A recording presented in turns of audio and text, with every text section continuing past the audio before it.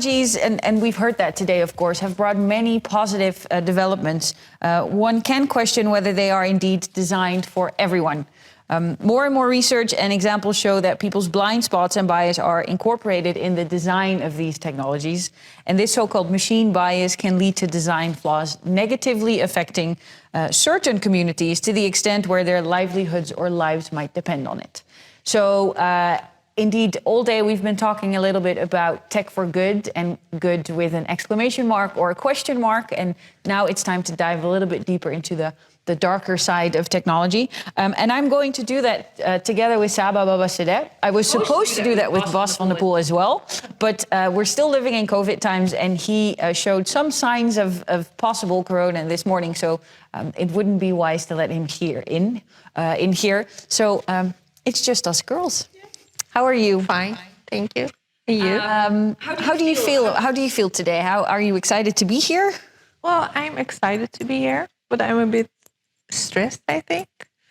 A lot of is going on in the world at the moment, so it's keeping me really busy at this moment, especially what's happening in Palestine, in Israel.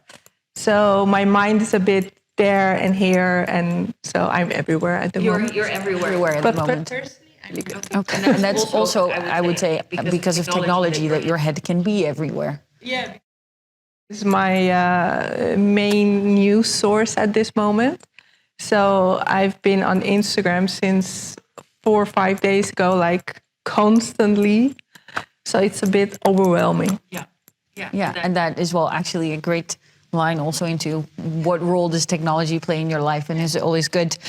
Before we dive into your research and the topic of machine bias, could you maybe first introduce yourself and tell a bit more about A Change Is Gonna Come, your collective? I started at the creative industry, I think, around 12 years ago. I started as a photography agent. That's my job. I'm a photography agent. And I started working for different agencies. And 3 years ago, I started my own agency, Saba Represents. And last year, when Black Lives Matter, unfortunately, had to come back, the whole movement, I started to rethink the industry I'm working in.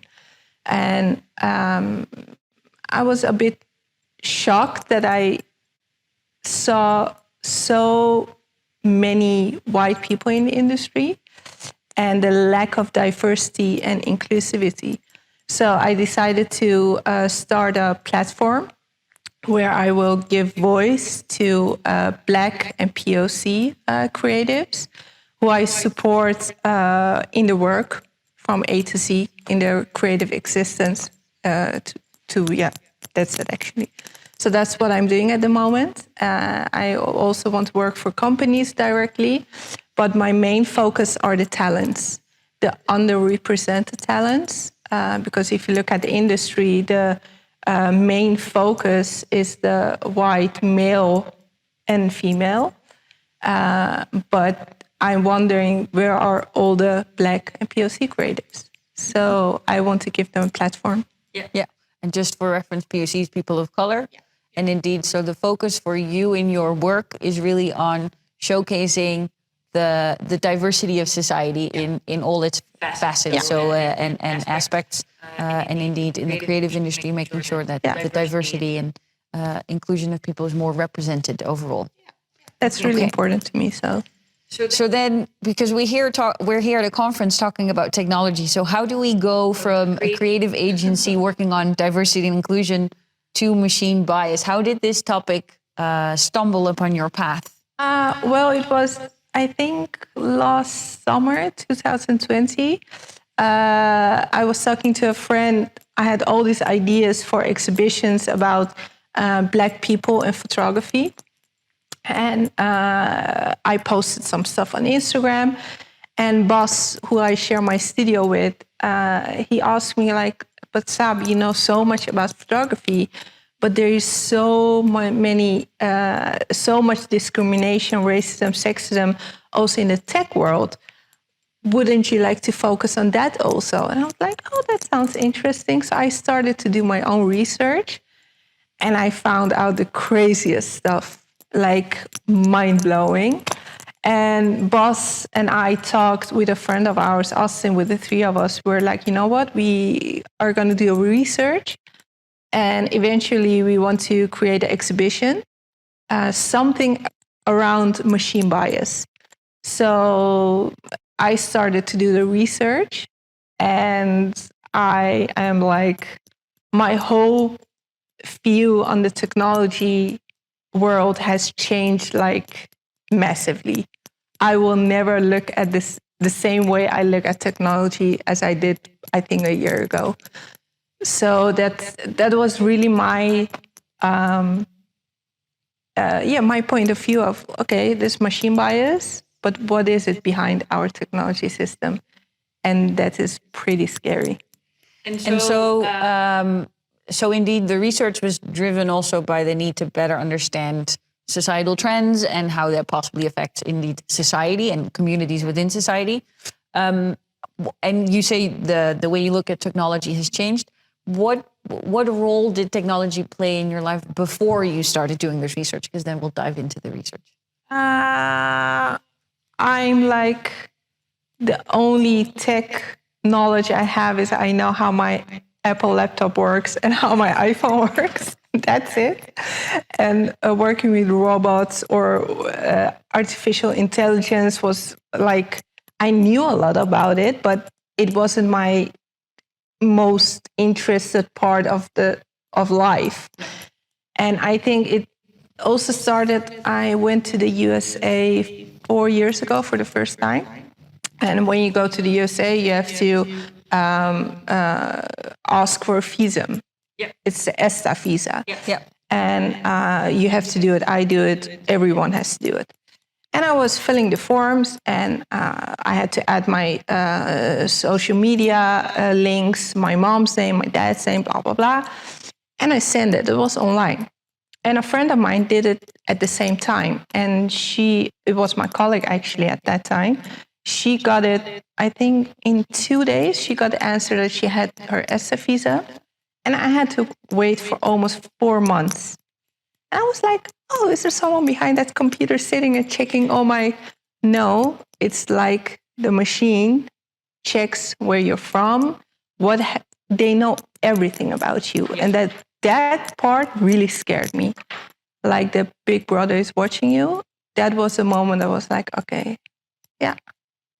Machines there's a dark side to the machines as well. Yeah, so that's actually this same line is what Corinne mentioned this morning. She's the founder also of Codem, and she said indeed that the idea of big brothers watching you, that's not what we should go into, but you found indeed in your own experience, but also in your research that could, if we're not careful, that could be the direction that we're going into in that sense. Well, I don't think it's dangerous to go there. It's more if you look at the facial recognition machines at the airports, that is scary.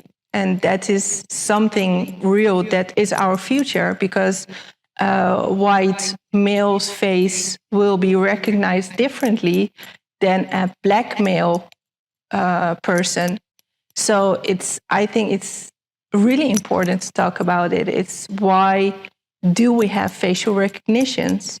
Why does Amazon create facial recognition machines to recognize the Uyghurs in China? That is a huge problem. I think that's really important to talk about. So let's talk a little bit about your research, because, well, like you said, it was driven also by the need indeed to bring more awareness to the need for diverse and inclusive communities in all aspects of life, not just society, and then not in the workforce, for example. So this is why you ended up looking into artificial intelligence, machine learning. What did you find in your research? So what is the problem that you've identified in the research? Well, the problem is really simple, and it's confronting to a lot of people, I think. The problem is the people who create the machines. It's like a child. If you learn a child something, that's the thing they know.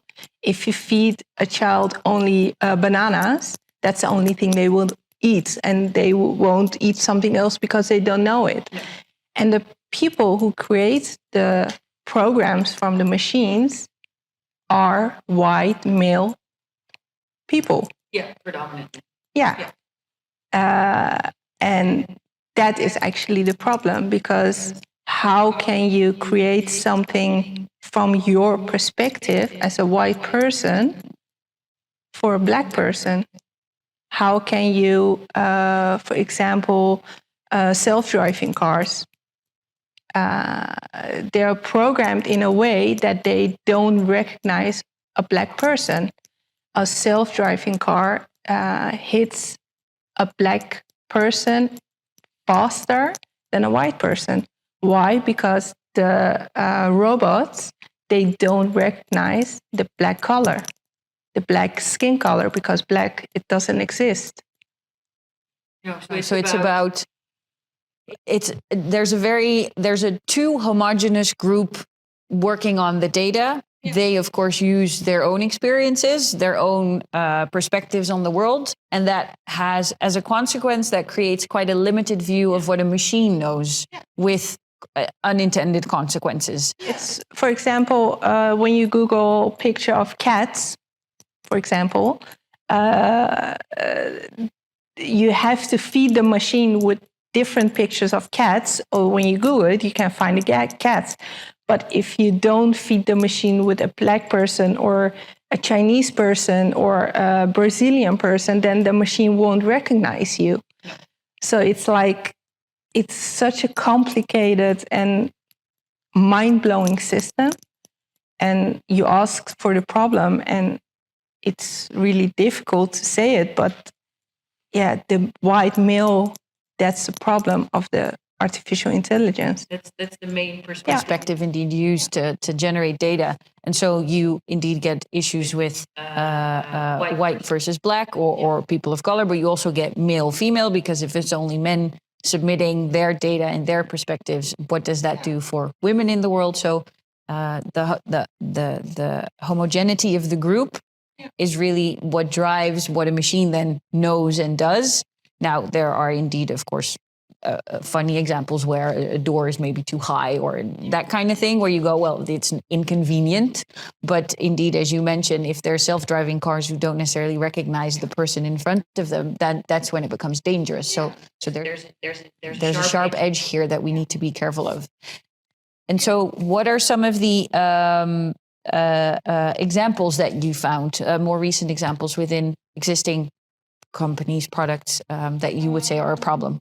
For example, Apple came with the health tracking thing on your phone. Yeah, Apple Health. Yeah, Apple Health. And somehow they forgot to put the females in the phones. So it was for sports, everything, but not on your period, or it didn't work for women. So that was pretty weird. It was men's health. It was men's health instead of women's health. And I think it's also really important to say that we have male, female, but we have trans, non-binary people. And what is data doing with them? And when you look on data, you can find any data on them. It's all male, female based also. So that was also a problem I discovered. And for example, the weirdest things, the facial recognition machines on the airports, but also when you apply for a job online, your name.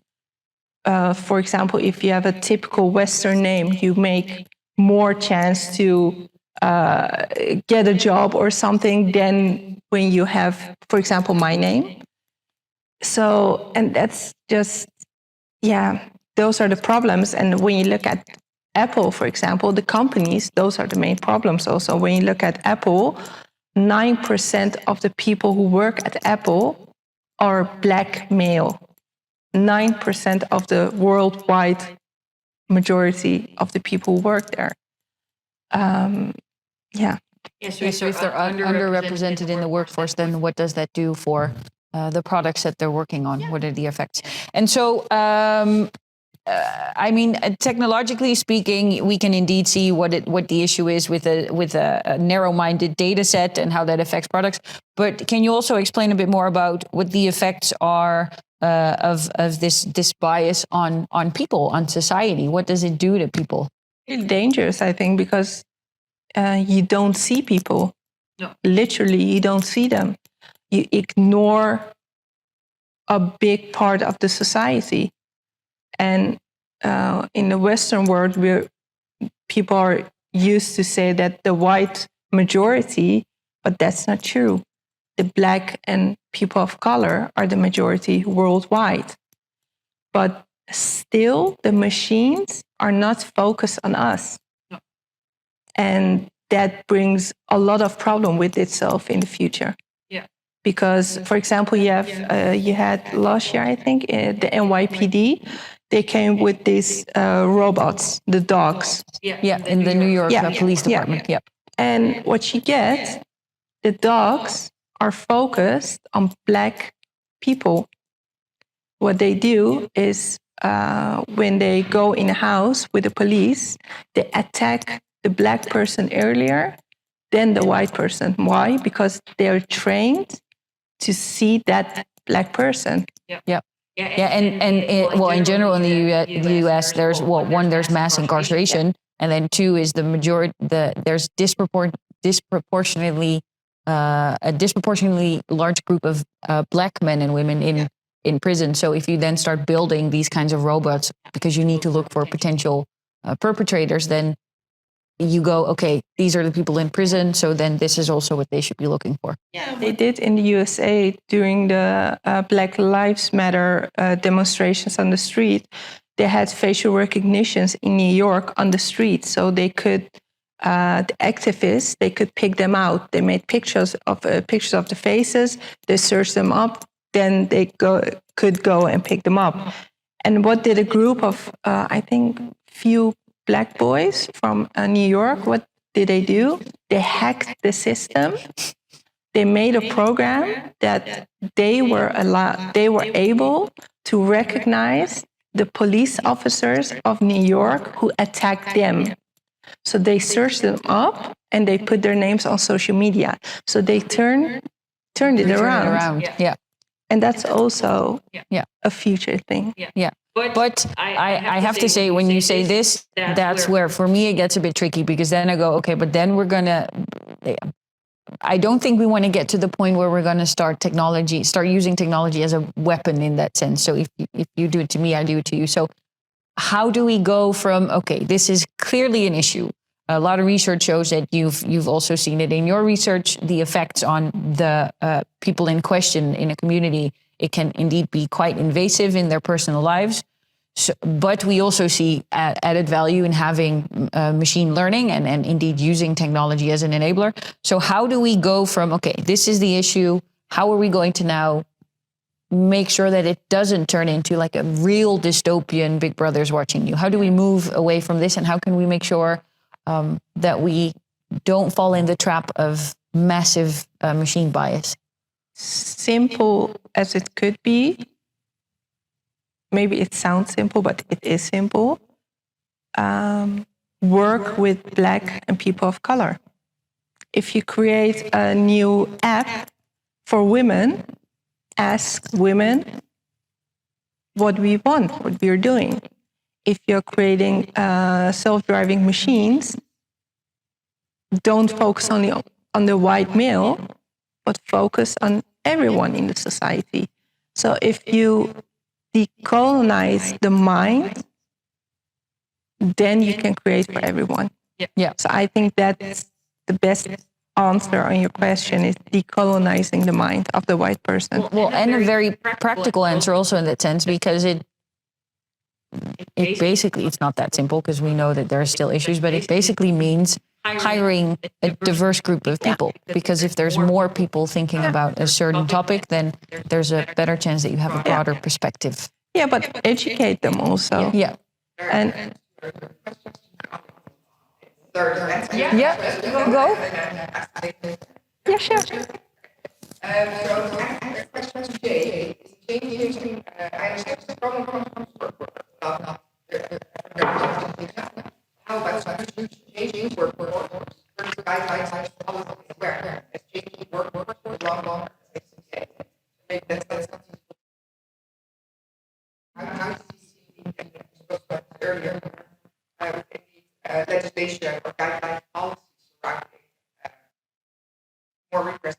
Can legislation and can regulations and laws, can they help in this process, do you think?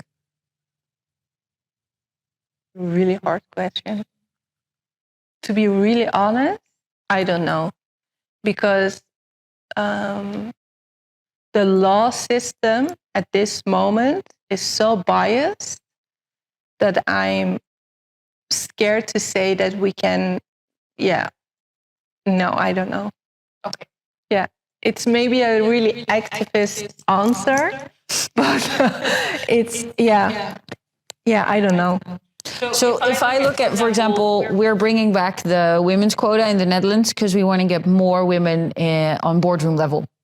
And we had actually a quotum, I think, until somewhere in the 90s or early 2000s. I don't remember exactly. There was a quotum.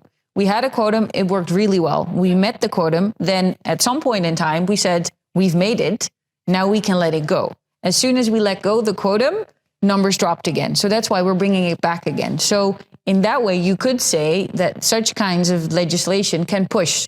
So if you indeed want to stimulate a more inclusive work environment, you could say X% of people of color, X% women, X% less able people, depending on what you want to focus on. But you could use legislation in that sense, I would say, to steer a direction. But it's also, I think it's really a wise thing to do to don't look at diversity and inclusivity as a tick boxing thing. No. It's like, okay, we have a company. Okay, we need more Black people. We need more people of color. We need more women. But, oh, wait, we need non-binary, transgender, and LGBT. It's like, no, it has to go organical. Yeah. And the only way you could do that is educate yourself and acknowledge the problem within your company, for example. Or when I came to this building, I was walking down up the stairs. I only saw men. I think I saw 2 girls walking around, 2 female. I was like, okay, this is good because this is a problem actually. So it's how many female and LGBTQ people are studying here at the school. Yeah. Yeah, well, I know for Codem that's actually a big part indeed of their the drafting of new people, that they very much focus on. We want to have a good division of society to actually come and study here. But I agree, it's in that sense. I think maybe then our answer is legislation can help, but it can support, but it's not really the thing that's going to make change. Because with something like women's quota, you see as soon as we say it's done, then apparently it drops again. So the intrinsic motivation, the awareness, the education part is also very crucial. Exactly. Charlotte, any other questions? One more question, right? He asked, is the non-representation of the workforce actually a problem, or is it the availability of data that can be used that by these people is the problem? There's a lack of data also. Lack of data and homogeneous workforce. Yeah. It's both of them. I think it's like the box of Pandora. When you open it, it keeps on giving. And that's the tech world at this moment. And there aren't a lot of people who talk about it. And the people who do talk about it, who I really also admire, I'm really bad in names, but most of them are female. Why? Because we are not the problem. And we're affected. We are affected by the problem. That's why we speak out and speak up. And the male are like, okay. It's confronting. It's really confronting, you know. It's change is really confronting. And I talk to a lot of people about sexism, racism, discrimination. It's really confronting, but if you don't confront something and if it doesn't hurt, it will never change. So I think it's also for the male in the tech world to take a look at themselves and see how they are able to change it. Yeah. Because they really can change it. And how or what can they change, would you say? Decolonize your mind. Yeah. And what does that, we like very practical tips. So what does that mean? What should we read? What should we look at? Like, because I can imagine, I mean, we've talked about this before, also here today. It also, of course, has to do with what you're used to and what your world is. So how can you broaden your scope if you don't really know how narrow it might be? Like you don't know what you don't know. So how do we get there? How do we challenge It's ourselves? really funny you ask this question because it's about technology. And you can, when you work with technology, I think you have the knowledge how the online world works. Yeah. These days we can find everything online. Read stuff online. It's really that simple. Google artificial intelligence, diversity, inclusivity. You will find so many books, so many videos, so many information about people who really have the knowledge, but you have to open up yourself to it. To create, and don't only create from your own perspective, create for the other, because you know what you want to have and how your life looks like, but create also for the other. Yeah, so very much about trying to understand other people's perspective on the world. And that could be by reading, that could be by getting other people in. But even if it's not, for some reason, if it's not feasible to bring other people in, you can at least question other people in that sense, I'd say. Yeah. And you know, it's not the job of a black person or a person of color to educate a white person. You have to do it yourself. And I do it because it's my job. And I find it important, not because of my activism or because people call me an activist, but it's more because I want the next generation to have better opportunities than I had. So technology is taking over the world. It's becoming more and more important. It's becoming more and more important. So I want that part of the world also to become more diverse. Yeah. And how do you see the future? Are there any companies, organizations, specific people, for example, who are actively trying to work on this that you think are inspiring to watch, that you think everyone interested in this topic should TED Talks, articles, I don't know. I have read so many articles, books, seen so many videos online, and as I said before, I'm really bad in names. I don't have my notebook with me, but there's one book you really should read. I think it's a really important book. She also gives lectures. It's The Race After Technology. You can buy it online, but buy it at the local bookstore because that's really important. That's a really eye-opening book. Yeah. It's really based on the Black community in technology. And I think it's a good start for a book to work with. But you can read stuff on VOX or everywhere. So that's a good book. If I then may add another title, that one is more focused on race. Mine is more focused on gender, which the book is called Invisible Women, which for me really was an eye-opener about how even in today's world, we've seen that recently also, of course, with the development of the corona vaccine, how even though we're 50% of the world's population, somehow we are often left out. So it's interesting to actually read indeed and look at these. And I have to say, for a lot of these examples, for me, it was like, but how can you not think of the female perspective in this one? And then it honestly was the case. So I think it's indeed very interesting to read about this, and as it will open your eyes. Looking at the future, are you hopeful? I'm always hopeful. Okay, that's good. I'm always hopeful for this stuff. Do you think that we are making steps to change this? Do you think we're on our way? To to be really critical. You just said you were hopeful. I am hopeful, but if I'm maybe very critical, I don't know if we are making the right steps towards a better future for all, because Amazon just launched that facial recognition like a few months ago. So it's like, that is the future. Yeah. So,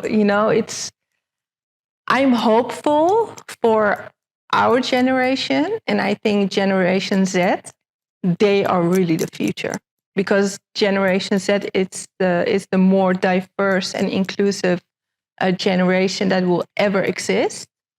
And I think they're more focused with these stuff than our generation maybe was. And also working more with and in technology than we are. Yeah. So I'm hopeful, but not that hopeful, because also yesterday was something I was on Instagram, and people were saying, if you say something now online about Palestine, Instagram will delete your accounts. They will delete posts. And I did a really small research this morning, so I don't know everything about it, but it's really crystal clear that the robot, the social media, is trained to delete certain information from the internet. Yeah. So when I look at those kind of news, I'm not that hopeful. No, because who decides what then gets deleted and what doesn't? Yeah. Actually, also a question from I was about to say, are there any other? Yes, indeed, exactly asking this, that we're talking about recruiting more diverse, but we also talk about technology replacing people's work. So how do you see that threat in indeed technology becoming a bigger life in the workforce and it being biased? How is it a threat, and how is that something we can counter, or not even counter, but we cannot make it aware like we would with other people? Yes. I think it's a huge threat, but it's also something that scares me. I don't know how we can take more control over it. It's because when you look online, also the news you read online, that's not the news you read. That's just made for you. You have to do your own research to find the sources and the right people. And so in that case, it's, And you just mentioned, which I think falls in line with this question. You indeed said applying for a job with my name, or indeed applying for the ESTA visa with my name, algorithm, and it became very difficult.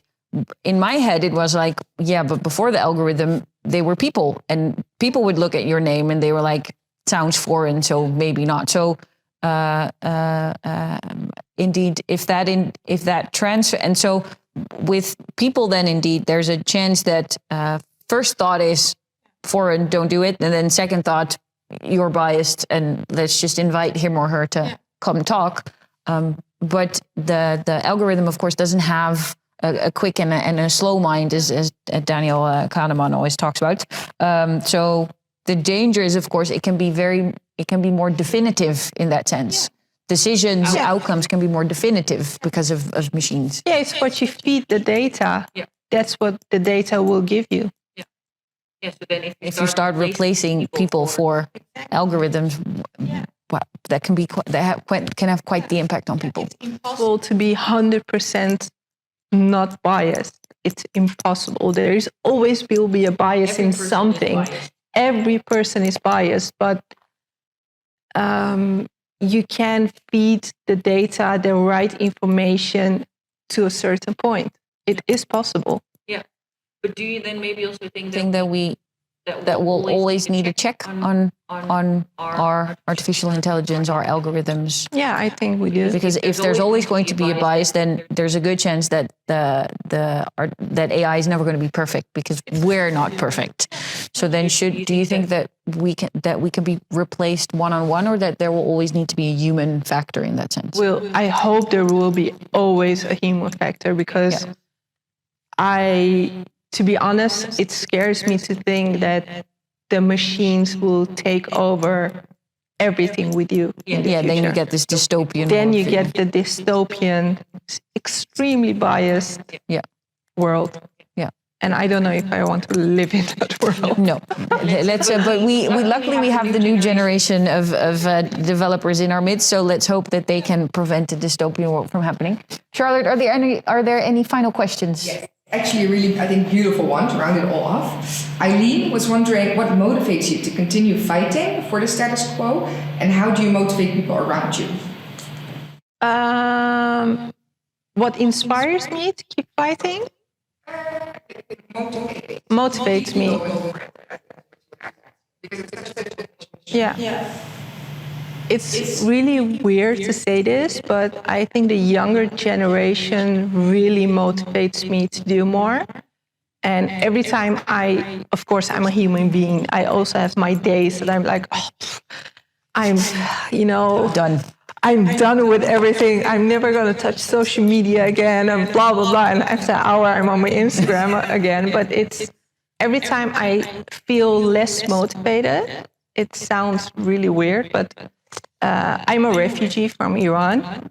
And then I Google pictures of refugee kids.